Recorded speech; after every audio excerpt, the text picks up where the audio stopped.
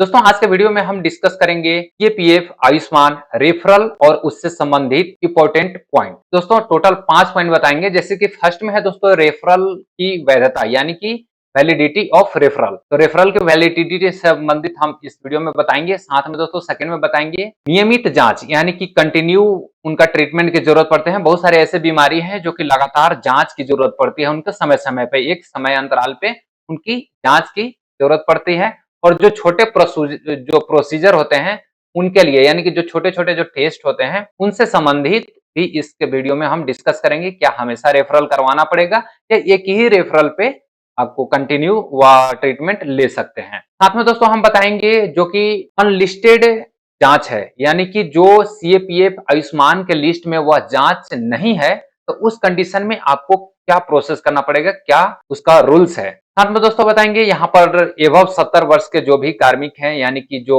फौज के पर्सनल है वह रिटायर हो गए या फिर आप सर्विस में हैं, आपका माता पिताजी हैं यानी कि जो भी आपके डिपेंडेंट हैं वह उनका उम्र जो है 70 वर्ष या उससे ज्यादा हो गया तो उस कंडीशन में रेफरल का रूल्स क्या है।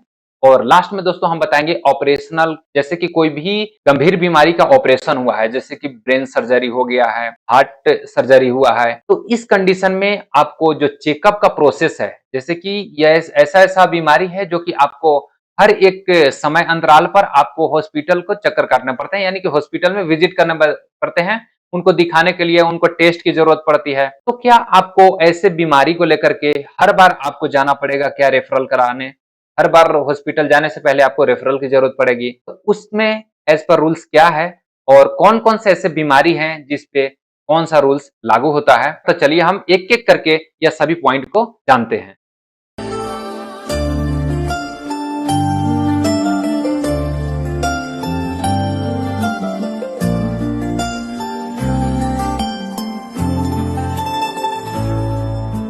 सबसे पहले दोस्तों हम जानेंगे वैलिडेशन ऑफ रेफरल यानी कि रेफरल का वैलिडिटी। यहाँ पर स्क्रीन पे देख पा रहे होंगे फर्स्ट में यह रूल्स है। उसका रूल्स क्या है दोस्तों कि आप किसी भी सीएपीएफ डिपार्टमेंट या सरकारी के जो मेडिकल ऑफिसर होते हैं उनसे आप रेफरल ले सकते हैं और वह रेफरल का वैलिडिटी होगा 3 मंथ, यह फिक्स कर दिया गया है। पहले ऐसा क्या था कि रेफरल में एक मेंशन था कॉलम 1 मंथ, 3 मंथ और 6 मंथ का। डॉक्टर जिसपे ही मार्क करते थे 1 मंथ या 3 मंथ तो उसका रेफरल का वैलिडिटी उतना हो जाया करता था, यानी कि डॉक्टर पहले 6 मंथ का जो कॉलम है उसमें अगर कर देते थे मार्क तो वह रेफरल का वैलिडिटी हो जाता था 6 मंथ। लेकिन अब 3 मंथ फिक्स कर दिया गया है जो भी रेफरल का वैलिडिटी है। साथ में दोस्तों उसी रेफरल पे अगर जो फर्स्ट आप रेफरल कराएं, एग्जांपल जैसे गैस्ट्रोलॉजी डॉक्टर के पास रेफर करवाए हैं तो गैस्ट्रोलॉजी जो डॉक्टर हैं वह अगर लिख देते हैं कि आपको किसी और स्पेशलिस्ट को दिखाने के लिए, तो जैसे कि मान लीजिए कि न्यूरोलॉजिस्ट, कार्डियोलॉजिस्ट अगर जिसके पास अगर रेफर कर देते हैं तो उस कंडीशन में आपको अलग से रेफरल लेने की जरूरत नहीं है। उसी रेफरल के आधार पर आप जाकर के और 2 स्पेशलिस्ट जो डॉक्टर हैं उनसे आप परामर्श ले सकते हैं। जैसे कि फर्स्ट में आप गैस्ट्रोलॉजी के डॉक्टर के लिए रेफर करवाएं, आप हॉस्पिटल में गए और जो वहां पर प्राइमरी डॉक्टर होते हैं, प्राइमरी डॉक्टर कौन हुए आपके? फर्स्ट में जब आप गैस्ट्रोलॉजी के लिए रेफर करवाए हैं, अब गैस्ट्रोलॉजी के डॉक्टर आपके प्राइमरी डॉक्टर हो गए यानी कि प्राइमरी स्पेशलिस्ट हो गए, तो वह रेफर कर देते हैं कार्डियो या फिर न्यूरोलॉजिस्ट के पास, तो आपको अलग से रेफरल लेने की जरूरत नहीं है, उसी रेफरल मान्य होगा। साथ में दोस्तों यह रेफरल है यानी कि टोटल 3 स्पेशलिस्ट को आप दिखा सकते हैं, एक रेफरल पे 3 स्पेशलिस्ट को आप दिखा सकते हैं। यह जो रेफरल है दोस्तों पहले भी हम ऑलरेडी बताए हैं, यह रेफरल आप 3 महीना में, रेफरल का वैलिडिटी 3 मंथ है तो 3 मंथ में आप 3 बार आप परामर्श ले सकते हैं अलग अलग जो स्पेशलिस्ट जो हैं 3 डॉक्टरों को, उसी रेफरल के आधार पर आप ले सकते हैं। अगर 1 मंथ में भी आप 3 बार परामर्श ले लिए तो वह रेफरल का वैलिडिटी चौथा बार नहीं कर सकते हैं। ऑलरेडी हम हर वीडियो में यह चीज को बताते आते हैं। तो कोई भी स्पेशलिस्ट है, आप न्यूरोलॉजिस्ट गए या फिर कार्डियोलॉजिस्ट के पास गए या गैस्ट्रोलॉजी के पास गए तो वहां पर आप 3 बार ही इस रेफरल पे विजिट कर सकते हैं, चौथा बार जो रेफरल है वह इनवैलिड हो जाता है। फॉर एग्जांपल मान लीजिए कि आप बीएसएफ में हैं और बीएसएफ के डॉक्टर जो है किसी बीमारी के लिए 1 जनवरी को वह रेफर किए तो रेफरल का जो वैलिडिटी है वह 31 मार्च तक होगा। अब मान लीजिए कि डॉक्टर जो वह लिख दिए न्यूरोलॉजिस्ट के पास दिखवाने के लिए या फिर कार्डियोलॉजिस्ट के पास दिखवाने के लिए वहीं से, तो उसके लिए फिर रेफरल की जरूरत नहीं पड़ेगी, वही रेफरल मान्य हो गया।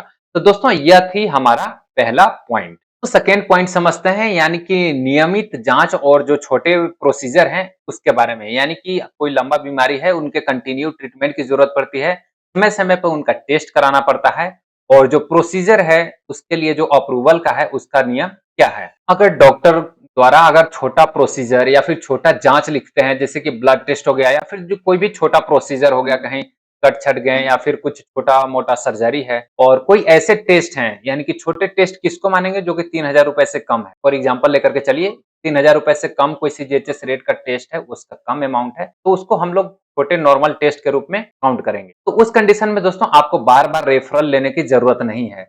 कोई भी ऐसा टेस्ट और कोई भी ऐसा प्रोसीजर है जिसका कीमत जो है वह 3,000 रुपए से कम है, और आपको उसके लिए बार बार जाकर के रेफरल लेने की अलग से जरूरत नहीं है। अगर रेफरल में मेंशन नहीं भी रहेगा, ब्लड टेस्ट हो गया या फिर और भी कोई बहुत सारे यूरिन टेस्ट हो गए, छोटे टेस्ट हैं, तो उनके लिए रेफरल में मेंशन नहीं रहेगा, फिर भी डॉक्टर जो है वह अपने लेवल पे वह बिना रेफरल के भी उसमें कर देंगे। रेफरल तो होना चाहिए, यानी कि रेफरल में मेंशन नहीं है, फिर भी यह छोटे टेस्ट जो है वह कर देंगे। और यह कब है? ओपीडी ट्रीटमेंट में रहेंगे तो ठीक है। जब आईपीडी में एडमिट रहेंगे तो वो तो ऑलरेडी फ्री ऑफ कॉस्ट होता है, बट आप ओपीडी ट्रीटमेंट के लिए गए और उस कंडीशन में छोटे मोटे जो भी टेस्ट हैं तो वह आपको रेफरल के माध्यम से कराना है, तो वह फ्री ऑफ कॉस्ट तो हो ही जाएंगे।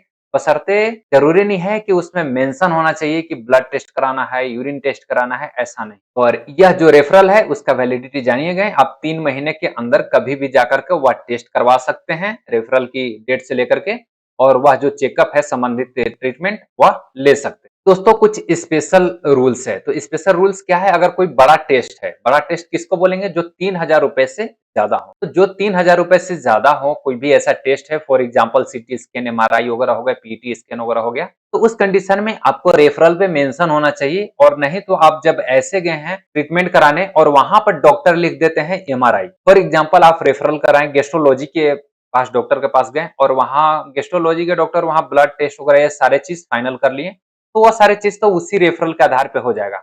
अगर रेफरल में मेंशन नहीं है एमआरआई कराना, तो फिर आपको दोबारा से आना पड़ेगा और एमआरआई मेंशन करवाना पड़ेगा, या फिर अलग से एमआरआई के लिए आपको रेफरल की जरूरत पड़ेगी।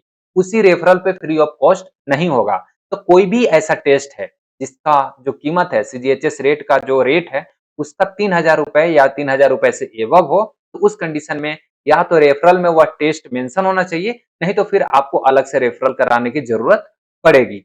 अगर दोस्तों किसी भी प्रोसीजर के लिए, कोई भी ट्रीटमेंट के लिए आपको अस्पताल में भर्ती होना पड़े, एडमिट होना पड़े, तो उस कंडीशन में भी आपको रेफरल की जरूरत पड़ेगी। रेफरल रहेगा तो ही आपको फ्री ऑफ कॉस्ट ट्रीटमेंट मिलेगा। और यह दोस्तों सरकारी हॉस्पिटल के लिए क्या है? तो सरकारी हॉस्पिटल में अगर ट्रीटमेंट आप लेते हैं तो उस कंडीशन में आपको किसी भी तरीके के रेफरल की जरूरत नहीं है, किसी का अप्रूवल लेने की जरूरत नहीं है। आप जाकर के और गवर्नमेंट हॉस्पिटल में आप ट्रीटमेंट का फायदा ले सकते। अगर बाई चांस आपको कोई पैसे देने की जरूरत पड़ी, वहां पर पैसे लगते हैं गवर्नमेंट हॉस्पिटल में, फिर भी आप टीएमएस पोर्टल पे जाकर के क्लेम करके और वह पैसा रिटर्न ले सकते हैं। नेक्स्ट दोस्तों जो थर्ड पॉइंट है उसको हम समझते हैं। थर्ड पॉइंट में दोस्तों हम समझेंगे अनलिस्टेड इन्वेस्टिगेशन, यानी कि जो कि गैर सूचीबद्ध जो जांच है उसके बारे में। तो कोई ऐसा टेस्ट आपको लिखते हैं डॉक्टर जो कि वह सीएपीएफ योजना के जो पैनल है, जो लिस्ट है, उसमें वह शामिल नहीं होता है, यानी कि वह जो लिस्ट है उससे बाहर का कोई टेस्ट लिख देते हैं, तो उस कंडीशन में दोस्तों अपने डिपार्टमेंट के जो भी मेडिकल डायरेक्टेड हैं उनसे परमिशन लेटर की जरूरत पड़ती है। अगर आपके पास उसका परमिशन होगा तो ही वह टेस्ट फ्री ऑफ कॉस्ट ले सकते हैं, नहीं तो आपको फिर चार्ज पेमेंट करना पड़ेगा, और उसका जब आप क्लेम करेंगे तो हो सकता है कि उसका भी पैसा आपको न मिले, क्योंकि आपके पास परमिशन लेटर नहीं है। तो आप समझ गए, जो सीएपीएफ योजना के लिस्ट में कोई ऐसा टेस्ट, कोई ऐसा प्रोसीजर नहीं है, तो उस कंडीशन में आपको मेडिकल डायरेक्टर का परमिशन चाहिए। उसके लिए एक आपको एप्लीकेशन लिखना पड़ेगा, और जो पिछला आपको मेडिकल डॉक्यूमेंट्स है उसको लगा करके और आपको आवेदन देना पड़ेगा। उसमें आपको रिक्वेस्ट करना पड़ेगा एप्लीकेशन में, यह सारी चीज बीमारी है और डॉक्टर के द्वारा यह जो टेस्ट है वह प्रिस्क्राइब किया गया है, कृपया अनुमति देने की कृपा करें। इस टाइप से आप एक डिटेल्स में एप्लीकेशन लिख करके और आपको आवेदन देना है, वहां से परमिशन लेटर आ जाएगा, तो फिर आपको हॉस्पिटल में फ्री ऑफ कॉस्ट उस जो संबंधित टेस्ट है उसका लाभ आप ले सकते हैं। नेक्स्ट दोस्तों 70 वर्ष से जो एबव हैं या 70 वर्ष हैं उनके लिए क्या रूल्स है, यह वीडियो का मेरा चौथा पॉइंट है।